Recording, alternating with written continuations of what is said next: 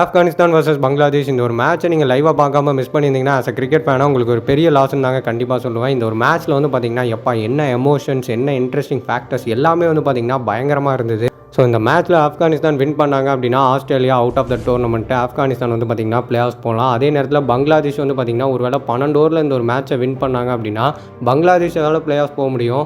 இல்லை பங்களாதேஷால் இந்த ஒரு மேட்ச்சில் 12 ஓவரில் வந்து பார்த்தீங்கன்னா ரன்னை சேஸ் பண்ணி வின் பண்ண முடியலன்னா கண்டிப்பாக வந்து இந்த மேட்சை வின் பண்ணால் போதும். So Afghanistan out of the tournament Australia வந்து பார்த்தீங்கன்னா into the play offs. So இந்த மாதிரி பல இன்ட்ரெஸ்டிங்கான விஷயங்கள் இந்த ஒரு மேட்ச்சில் இருந்தது. அதே நேரத்தில் வந்து பார்த்தீங்கன்னா ஒரு கட்டத்தில் 81 ரன்ஸ் வந்து பங்களாதேஷ் இருந்தாங்க. ஸோ அப்போ ரைன் வந்து பார்த்தீங்கன்னா பயங்கர ஹெவியாக வர ஆரம்பிச்சிருச்சு. உடனே ஆப்கானிஸ்தான் கோச் வந்து பார்த்தீங்கன்னா மேட்சை ஸ்லோ டவுன் பண்ணுங்கன்ற மாதிரி வந்து சொன்னார். உடனே குல்புதீன் நைப் வந்து பார்த்தீங்கன்னா பயங்கர ஒரு ஃபன்னான ஒரு விஷயத்தை இந்த ஒரு மேட்ச்சில் பண்ணார். ஸோ டிஎல்எஸ் முறையில் வந்து பங்களாதேஷ் இந்த ஒரு மேட்சை வின் பண்ணோம் அப்படின்னா 83 ரன்ஸ் அடிச்சிருக்கணும். ஆனால் பங்களாதேஷ் 81 ரன் தான் அடிச்சிருந்தாங்க. நூர் அகமது இந்த ஒரு பால் போட்டார் அப்படின்னா ஒருவேளை லிட்டன் தாஸ் அந்த பாலில் 2 ரன் அடிச்சார்னா பங்களாதேஷ் தான் வந்து பார்த்தீங்கன்னா வின்னு. ஒருவேளை மழை வந்து மேட்ச் வந்து நடக்காமல் இருந்தா.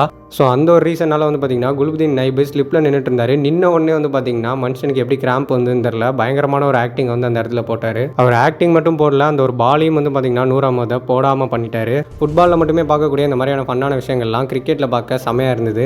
ஆப்கானிஸ்தான் தான் வந்து பார்த்தீங்கன்னா இந்த மேட்ச்சில் ஃபஸ்ட்டு பேட்டிங் பண்ணாங்க. 20 ஓவர் முடிவில் 115 ரன் மட்டும் தான் ஆப்கானிஸ்தானில் அடிக்க முடிஞ்சு.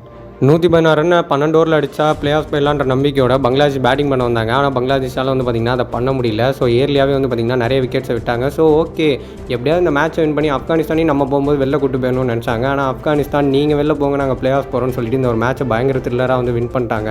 கண்டிப்பாக ஆப்கானிஸ்தானை பாராட்டி ஆகணும். அவங்க கிரிக்கெட் ஆட ஆரம்பித்து 12 வருஷம் தான் ஆகுது. அந்த 12 வருஷத்தில் வந்து பார்த்திங்கன்னா பல இன்ட்ரெஸ்டிங்கான விஷயங்களை கிரிக்கெட்டில் பண்ணியிருக்காங்க. குறிப்பாக இந்த வேர்ல்ட் கப்பில் நியூசிலாந்து ஆஸ்திரேலியா பங்களாதேஷ்னு சொல்லிட்டு பெரிய பெரிய டீம்லாம் வந்து பார்த்திங்கன்னா வின் பண்ணியிருக்காங்க. அதே நேரத்தில் ஃபஸ்ட் டைம் ஒரு ஐசிசி டோர்னமெண்ட்டில் ஆப்கானிஸ்தான் பிளே ஆஃப்ஸ்க்கு வந்து முன்னேறி இருக்காங்க. ஸோ ஆப்கானிஸ்தானோட கிரிக்கெட் வளர்ச்சியை பற்றி நீங்கள் என்ன நினைக்கிறீங்க அப்படின்றத மறக்காமல் கீழே கமெண்ட்டில் சொல்லுங்கள்.